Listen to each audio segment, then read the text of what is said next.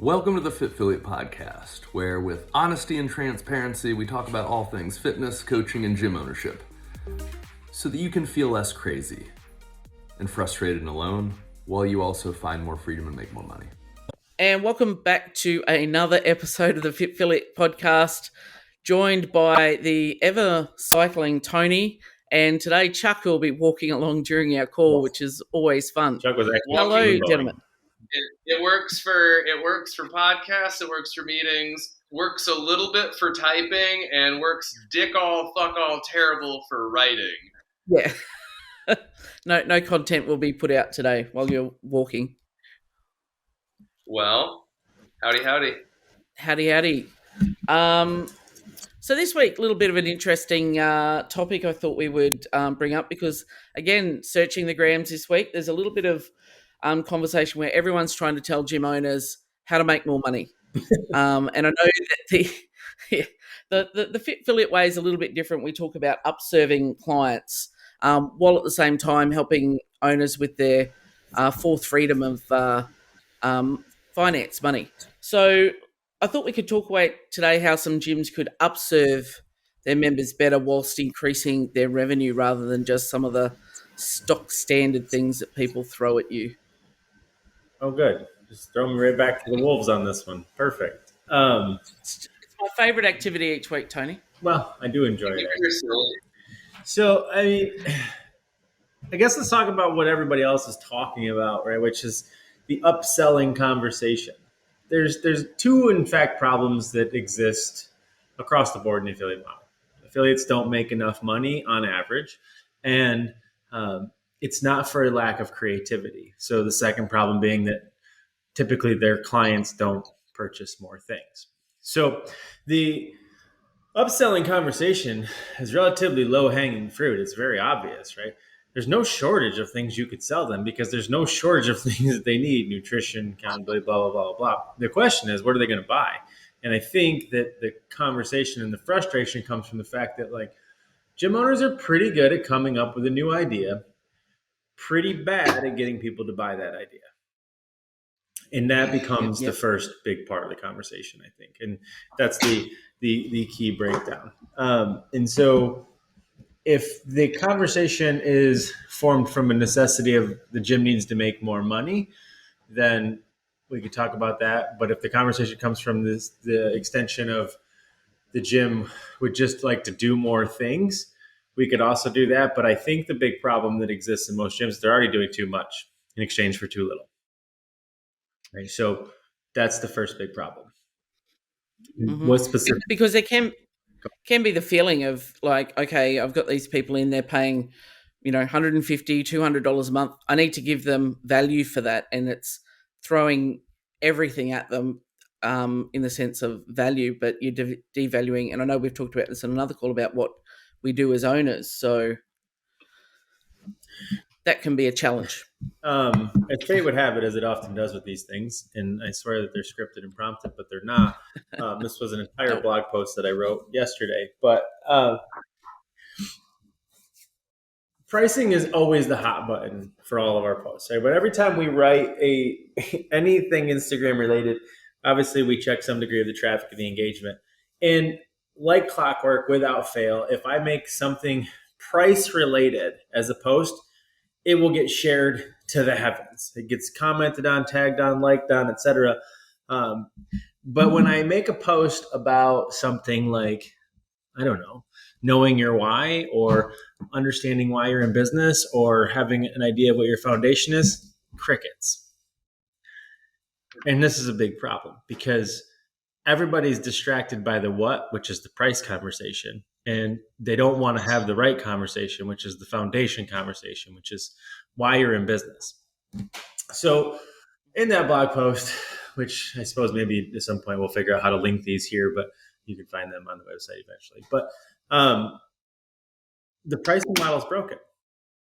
Not because CrossFit affiliates need to charge more money, but because the nature of how most CrossFit affiliates charge money is not conducive to how they operate, meaning it doesn't mirror their business model. And that, I think, is a pretty universal problem across most of them. In fact, like having been in hundreds of affiliates now, I only have really seen a handful that have ever been priced correctly. And I don't mean like price point, like amount of money. I mean, does their pricing model replicate their service model? Right. And so, generally speaking, most people who are listening to this, I would suspect that you likely sell a membership, right? Packages, unlimited, 3 times a week, etc. That's probably like 150, 175, 135, some degree of that. The issue is that as a CrossFit affiliate, you don't sell memberships, you sell solutions. And most of us, I think, become aware of that. And that's really where these upselling ideas come from, because you're like, well, I mean, people need more help. They need more things. I need them to do things, but I need them to pay me to do those things. And then you find yourself unable to actually get them to transact for those things, right? You write a nutrition program, or you write an accountability program, whatever it is. And then it's awesome. It's amazing. It's great. And then crickets. If it's not crickets, you get a handful of people that sign up. And that's not their fault. Hell, it's not even your fault in terms of the product you created. The problem comes from the fact that the membership model does not support utilization, and it never was designed to. And I think to understand this a little bit better, we have to go back to the roots of CrossFit, the roots of how it all started, back to Research Drive and the Greg, Lauren, and Garage Gym days.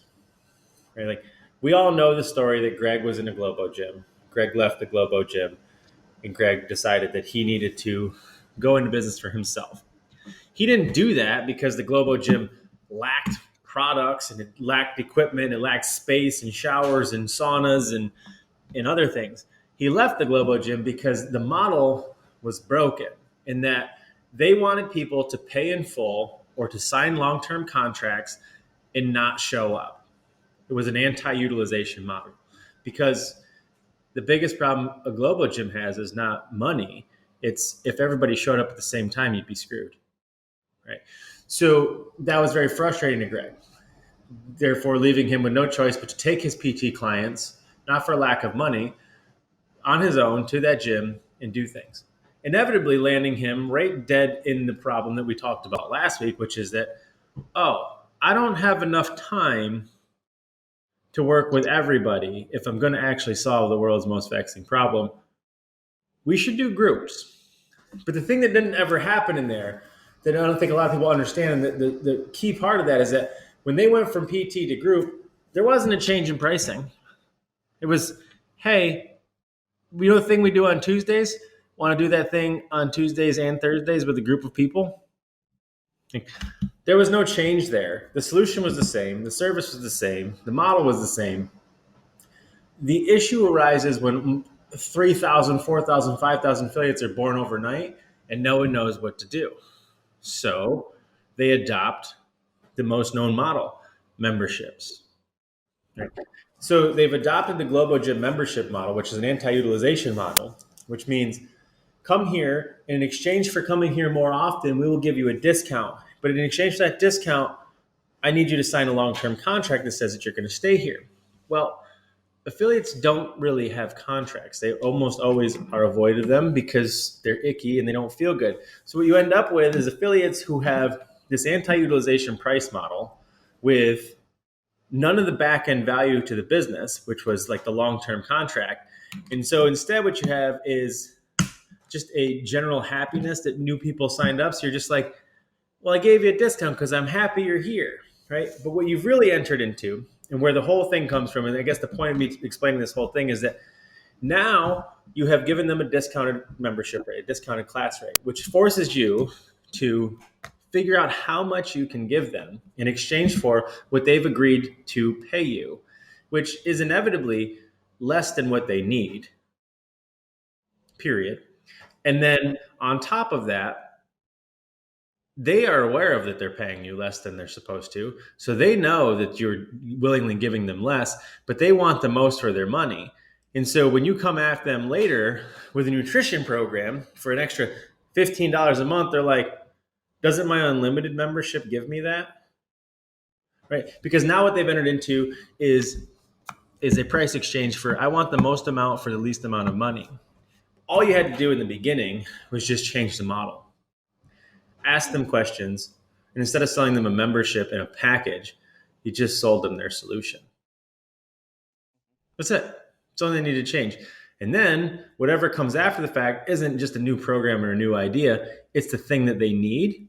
And they're way more likely to buy it, not because you created it, but because they need it and they trust you with that. That's the whole conversation. And there's a lot of power in that as well. As having transitioned through that process myself, it's having those conversations and offering people solutions, not just we just do this one thing. Well, it's what everybody wants to do anyway, right? Like they want to do it so much so that they will do it for years for free. Because how many people in the gym like really need some extra homework and accessory work programming? How many people in the gym really need some extra like stretches and mobility work? How many people in the gym really do need to have some like intermittent conversations about nutrition and lifestyle and sleep and supplements and recovery? Cool. They don't value it because they don't pay for it. But holy shit, like there is a huge need to serve, but you don't have the ability to serve the need because operationally, like you just can't afford it. So you do it for free at the detriment of moving the fucking ball down the court for like anybody, the clients themselves included. Yeah. I mean, we always make the example of the garage because Chuck and I are just car guys. If you guys only knew how much we talked about cars on our phone calls to each other, you probably think we're giant children, but we are. But if you went to a garage to get your car fixed and there's something wrong with check engine lights on, it's probably not running, maybe even got towed there, right? And that garage owner was just happy to have a customer and he said, I don't know, $50. No idea what was wrong with the car, but let me get it off the trailer, probably be about $50. And you left there, you paid him $50, but the check engine light's still on, right? The car is not being towed anymore. It's drivable, but like, God forbid if you have to stop at a stop sign, it's probably going to stall. But like, I did get what I paid for, $50, right? Because I said, how cheap can you fix it? But we know that it never happens, right? When you go to the mechanic, he's like, listen, I don't know. Let me get it off the trailer. Let me see what's wrong with it. I'll let you know what the price is. That price never comes back where you want it to be, but like it's always going to be. It never goes down through the length of the project. Yeah. The mechanic never calls you back and he's like, hey guys, great news. Yeah. Turns out this transmission is tits. We don't need to replace it at all, even after we ordered the other one. Right. And so Never happened. In the event that the mechanic did the other thing, which was like, shit, I told them $50. I'm going to have to fix this whole damn car though. Cause like, I can't let it leave here like this, got my name on the line. Right. Like, and he did that. And not only did he do that for you, but he did that for a handful of other people. What's going to happen to the garage? He's going out of business, right? There's no chance around it.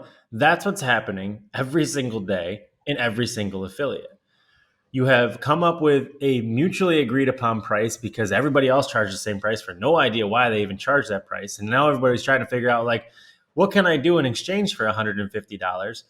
And that is essentially fix the car as much as I possibly can for it. But most of us are too good of people to ever let anybody walk out the door with something still wrong with the car. So we throw a little skin in the game, right? And next thing you know, you look up 5 years later, you're like, well, I don't really need much, but I would like to take a paycheck from a business. You got to charge them. That's it. Right? I mean, and that's really where it comes down to. And so the original question was, how do I get people, or how do I stop upselling and start upserving? It starts in step number one. You have to create a unified system that changes the way people come in the door. Think like a mechanic. Think like a doctor. Every affiliate wants to be associated with health these days, right? We want to be taken, we want to be respected. We want to be taken as a professional. We want to be linked to and attributed to and correlated with the medical industry because we know that what we do will for sure get you off of the pills, off of the couch, and out of the hospital, right? So we should be, in theory, treated like a medical professional. Well, then everything that you do should be in alignment with that. That includes how people come in the door. That includes how you talk to people, how you get to know the people, how you work individually with those people, and how you solve those people's problems. You don't go to the doctor and be like, how's $50 sound? What's up, bro? You want a medicine? You want a medicine with us? I'll give you a free trial here to do your blood work. Yeah. So, all you got to do is sit down with them, have the conversation, get to know them, solve their problem. The foundational problem with this is that the average conversation in a CrossFit affiliate is, hi, thanks for coming in, Lisa. We do CrossFit here. It's awesome. It'll change your life. The conversation needs to be, hi, Lisa. What brought you in today? That sounds great. We can definitely help you with that. Here's what's going to happen. Those are similar in nature, but very different in that one starts with what, the other one starts with why. And if you want people to pay for more things and you want more opportunities to serve them better, you might want to start with knowing what it is that they need to begin with, not just assuming. And that's what usually ends up happening in most affiliates. Yeah, and so assuming that there's no use crying over spilled milk, you make all the right decisions on the front end moving forward. You become a client, you figure out what that actually means so that you can wrap your head around it. But what about everybody that's there right now that exists? How do we start serving them at a higher level? Do you understand the nature of solving problems? And so how many people in your gym don't have double unders? A few. Enough that it's an obvious fucking problem, right? And so if we do endeavor that part of what we want is to help other humans out so they can do bigger, better, brighter, faster, funner things, what is one thing that would lead to helping solve the problem of all of the members not having double unders? Well, do most of the members in your gym who have double unders own their own jump ropes? So wouldn't a good first step be, hey, all of you guys that don't have double unders, think about when you were learning how to ride a bike. Now imagine your mom and dad traded out for a different bike every time you try. How well do you think you'd ride a bike? Probably not very well, right? Cool. But do they also have an opportunity to make an investment in themselves? Do they have a chance to eliminate excuses and build hey, now you have a piece of workout equipment anytime you go and travel?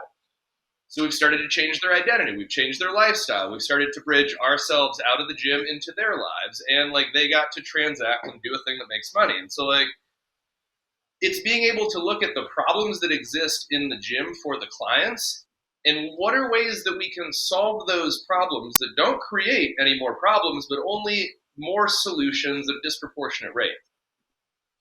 That's one example. And there's probably hundreds of them. Yep, thousands. And I think affiliate owners get stuck because of the perception of the general population that now come in. Everything's commoditized and what do you charge and what do I get for that? Not what can you do for me or that's their own fault. What they need. Yep. Well, it's do you want to be a part of something bigger than yourself? Because people like us do things like this. How many people in your gym that are serious about their fitness have some kind of fitness shoes? All of them. How many people that are serious about fitness as a piece of their lifestyle have knee sleeves, belts, wrist straps, their own tape? Too many. Shaker bottles. Right, but why not offer them an opportunity to transact in shortening the gap between starting fitness and having fitness be a real piece of who they are in their lifestyle? And all of those things are monetizable, for all the right reasons. And people also love products. And so, I don't know, man. It's so simple if you really do endeavor to solve the problem first, not just sell a thing or do a thing. And I think that's where affiliate owners get stuck is they feel like it's selling stuff to their members rather than changing the way that look at it. Is this helping them improve their quality of life? Yeah. Yeah. Am I selling it for the sake of it or bought their own jump rope through no curated process? Yeah. So you're actually kind of a dick because you didn't give them guidance and advice on making a better decision with it. You probably know way more about jump ropes than they do. But they just go kind of freestyle it on their own on Rogue. And they end up 3 or 4 jump ropes in before they find the right one. So they spent $200, $300 in fucking jump ropes. and you could have guided them to the right one the first time. Jim would have made money. They would have shortened the gap. You would have actually done them a huge solid and given them advice, guidance, acted in the role of a guide, and saved them a ton of money, time, and frustration. Yep. Listen to and have the conversation about what the problem is, or what people think their problem is, and then really give them a solution rather than just, okay, come through my door, I'll just fit you in. Right. I mean, that's pretty universal. I think there's a universal assumption, at least. If I go into business, I create a widget, I need to get people to buy that widget. Right? So otherwise, I'm not going to make any money. So the belief at that point is I need to go tell people about my widget. Tell everybody about my widget. And somebody's going to realize they need that widget. And it probably will work, I mean, to a certain degree. But let's just say for a second you weren't selling finish or selling something more difficult and you were trying to sell a multi-million-dollar contract. Walking into a boardroom with a bunch of people, getting out your briefcase and opening up your PowerPoint presentation and getting into your script and then opening your mouth and proceeding to tell them all about this product that's going to solve their business's problems, only for them to let you finish and say, none of that's actually our problem. And then you close up your briefcase and you walk out the door and you move on to the next business. Right? And that's how most people think about sales. When all that person had to do was walk into that boardroom and instead of opening the briefcase in the slide deck, ask them, how can I help you? What's the big problems here? And then in exchange, curating and creating a solution with their widget that solves that business's problem. How does business say no to that? They can't, right? They already admitted that's their problem. You've demonstrated your ability to solve that problem. It's exactly what they need. They're spending millions of dollars on a solution that's not currently working. There's no way they would say no.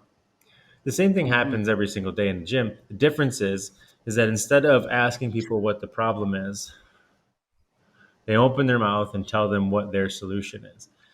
Stop assuming and just start solving. Let Lisa tell you what her pain points are and her problems are. Solve for those. Don't just walk in and be like, what brought you in here? Oh, cool, awesome. Before you finish, this is what we do here. Because that's comical, but that's damn near what happens, right? Like you basically stare it out the window because you don't really give a shit what they say because you're like, I don't really care what you say because I only got 3 options to give you. 2 times a week, 3 times a week, or unlimited. You in? Maybe. Let me go check out other places. Tuesdays, do a partner workout on Friday, Thursday's active recovery. It's fucking sweet. Yep. And come and look at our shiny equipment that you have no idea what it is. But hey, you've hit the nail on the head. And it's, I think affiliate owners then struggle with that, having that almost awkward and uncomfortable conversation. Like, well, if someone just walked through my door, how am I going to ask them those hard questions and what they hate about themselves and what they want to change in their life? They're not going to tell me anything that feels like a difficult, uncomfortable space to sit in, whereas it's easy to vomit out your services, features, and look at our new Echo bikes. It turns out it's easier to ask a handful of questions and let people vomit out everything rattling around inside of your head because, you're probably the first person to ask them genuinely and give them time and space in a very long time. And you also find that there are some advantages. So, getting into some of the higher level pieces of, the client relationship, there's a lot that actually puts you in a good place early on as a third party with no other relationships into their workplace, their life. You have the ability for them to have a clean slate to verbalize a lot of what they're struggling with. And so it's really the discomfort in even making the ask in the first place rather than a skill set that is missing in facilitating a conversation. People love to talk about everything that's wrong in their life. Yeah, I mean, I've never met an affiliate owner that doesn't want to help people. Right? I mean, they all want to help people. They just don't really know how. right? They know that if you buy this membership, it's going to certainly change your life. And so there's just a lot of hope in there. They're like, please buy this, please. Like, I'll even lower the price if you buy it, like, because I know it's going to work. And they do that not because they want to lose money, but they really do want to help people. But they have to understand, not only as it applies to sales, and this is really what we work through a lot in the new AOS course, which is the online workshop, which is like most of them do the things that they do not because they need to or want to. They just don't understand that there's an alternative that exists. And so this isn't even about changing what you do. It isn't even about changing how you do it. It's just literally changing about how you talk about what you do. And the change is talking about why you do it first instead of what you do first. That's it. Doesn't mean you got to change your model. You don't got to add more classes or fire more coaches or get a new seminar or do anything else. It just means stop talking about what you do, your classes, your memberships, your gym, your equipment, your coaches. Start talking about why first. You won't even have to talk about how or what at that point. They'll just be it. And like heading down that tracker now is when an affiliate owner is going, okay, well, we're in a marketplace that's noisy and everyone's talking about their what's and what they'll do for you. And, get in the door. It's 6 weeks for $15 and all that noise is how do they make their story stand out as in I'm different. So I'm going to make myself a industry of one in a crowded space. I mean, the easiest way to no longer compete is to be an individual. If you're commoditized, you're going to compete against the entire market, right? And the easiest way to do that is to be truly unique in your service offering. Here's what's unique and what's amazing about the affiliate model. That's how it was designed. If the affiliate models stop talking about their memberships and their packages and they just started talking about their why, there wouldn't be any market saturation because no two affiliates in any two city anywhere on the planet are the same.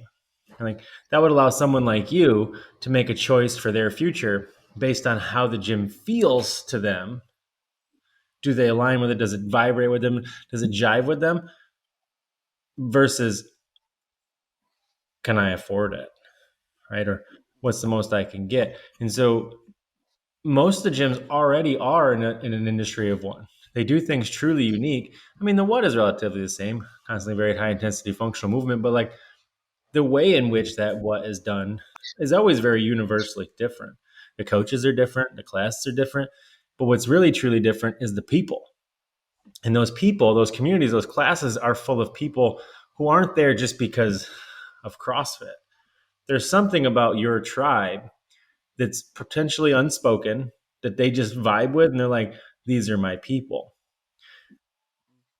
And the better you can get to understand that and the more you can explain that to new people that come in the door before you talk about what you're going to do is how you start talking about having a conversation of one. Because there ain't nobody like you.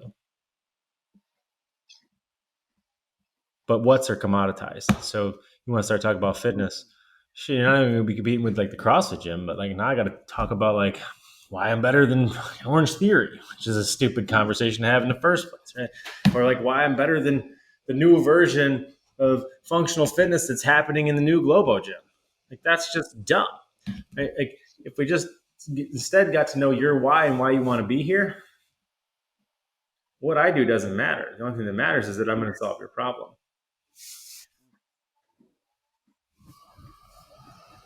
And that is a powerful shift, and being able to then tell those stories is really what's going to set you apart, rather than showing people, throwing heavy barbells around. It's like, here are real people doing real things and making real sustainable change and telling those stories.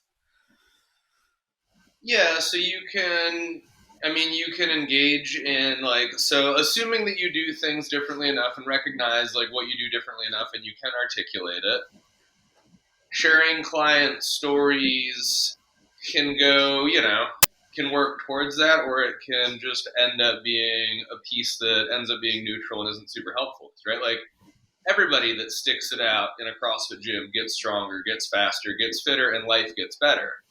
So even if you are capturing stories and you're effective at storytelling, are you telling the same story that everybody else in the market is, thinking that you're doing something unique and neat and novel and creative? Like, most people have made it far enough that like they have figured out that some amount of storytelling works better rather than worse in explaining like what clients get out of the experience and the value. But generally, it is that they get the same results. It's articulated in the same way as everybody else. Yeah. So, maybe that's a useful insight, is if you are looking at figuring out ways to use like client surveys and feedback and stories in something like your social media and your messaging and your marketing and your website, does any of it speak to, relative to our original like question or topic, what makes you unique and different in an otherwise crowded marketplace? And I think some people fall into the trap of not actually even taking the time to reflect on what makes them unique and different in that marketplace. They just go, well, I just do CrossFit and we teach CrossFit and I've got no time to teach anything else. And that's what we do. Honestly, like most people from an owner's perspective, they're foolish enough to believe that they do entirely know what makes them unique and different. They would attribute it to something ridiculous like our programming. Like, maybe talk to the members whose lives have been substantially changed and figure out what it is about how you handled them as clients and what the process was that allowed them to have something they've never had in their life before. We are often blissfully unaware of the things that are like the true differentiators when our ego and identity are very tied up in how a thing should be or what we should do or what are the things that we are used to resting our hat on. Well, once they're very loud. They're very distracting. And this isn't a unique problem in the affiliate model. It's not the affiliate owners are stupid or dumb or incapable of solving their own problem, as like most of the gurus and mentors would have you believe. It's just simply that what's are very, very loud. And the longer a business exists, the harder it is to focus on why over what. Right? Like, and split always happens. And you see this in multiple massive corporations. Usually that split happens more often than not when like an owner or a founder, so to speak, dies or goes away, right? Probably the most famous example of that is Walmart. Like, fucking everywhere. Biggest chain ever on the planet. Sam Walton, great dude, whatever, dies. Whole thing falls apart. And Walmart was built on the fact that it wanted to take care of its people. But as soon as he died, he didn't communicate that enough. And so everybody that took over, his son included, who did take over, they did the exact opposite, right? So it's not unique to the affiliate model. It's unique to business in general, and that everybody has to get better at it. It's a skill set. It takes work. It takes practice. It takes conversation. It takes trial. It takes error. But the better you are at understanding what makes you unique will make it a lot easier for you to remember it when like that split does happen. And inevitably you're going to run into it. But as it comes to telling your own story, you might want to just start telling the actual story instead of telling the story of the results, right? Like, if we ask everybody to tell me what makes you unique, you're probably going to talk about the finished products. You're going to talk about the things that you got done, and big business is talking about returns and shareholders and IPOs and across the affiliate, it's like, who went to the games? I sent a team to the games, right? Like, things of that nature. That makes me unique. I got this savage back here. He's like nobody else. Like, that's what makes us unique. That doesn't make you unique. Telling their backstories, telling your backstory is what makes you unique. So you already have what you need. You're just telling the wrong story. Turn the microphone around. Tell your own. Chuck's about to tell his story to somebody right now. And it's about getting comfortable in that space, and that's a process I've gone through as well. As it's not just about all the shiny toys and how many thrusters and burpees we can do. It's all the other things that we think just go along with being part of the gym. People change their lives, but it's actually focusing on that more so than, well, Tony PR'd his thruster today, so that's really cool because he's done that every time we've tested it. Sure. I mean, it's hard So, work yeah, to keep your eye on, on the why when like the what is the day to day, right? I mean, it's happening on a more regular basis and a more repeatable basis. And typically speaking, it's always linked to money, and money is in itself is a what. And like, and so it's very easy to fixate and focus on those things. And so it's nobody's fault that it happens. It's just that if you find yourself stuck or you find yourself unable to differentiate in your market, you find yourself unable to grow and to maintain and to like thrive, I don't even need to step foot in the business to tell you what's wrong. You got to turn the lens around. And that's why everybody that goes into coaching with us, or anybody that goes into the new AOS course, or anything that, that starts with us, it starts right there. Because until that foundation is set, until you are reminded of, and maybe even just learned of for the first time, because there's also that part of it, until you know why you're unique, how you do what you do, and what it is that you do, everything else is actually a risk. You have to remember who you are. Most gyms just don't know that because they're just so focused on trying to plug the gaps. And, if you ask most owners, and I know we've had this conversation on one of our early podcasts, is what was your story in how did you start CrossFit? How did you find CrossFit? And every owner has their own unique story of how they found it and how it changed their life. And, I opened a gym because I wanted to change lives. No, yeah. You got to cut they them down. haven't told anybody that story in like 6 years. Yeah. And they forget that the importance of that going, rather than just then focusing on, well, I need members or I'm going to, I can't pay the light bill this week. Yeah. People don't buy what you do, they buy why you do it. And that seems like a really solid note to end on that quote. Chuck, well done. Lots of good insight again this week, gentlemen, and I look forward to talking to you again next week. Sell things that people are already buying. Twice. Sounds good. Twice. Thanks for listening to the FitFiliate podcast. If this was helpful to you and you would like to jump on a 1-hour call to solve one problem for free, click the link.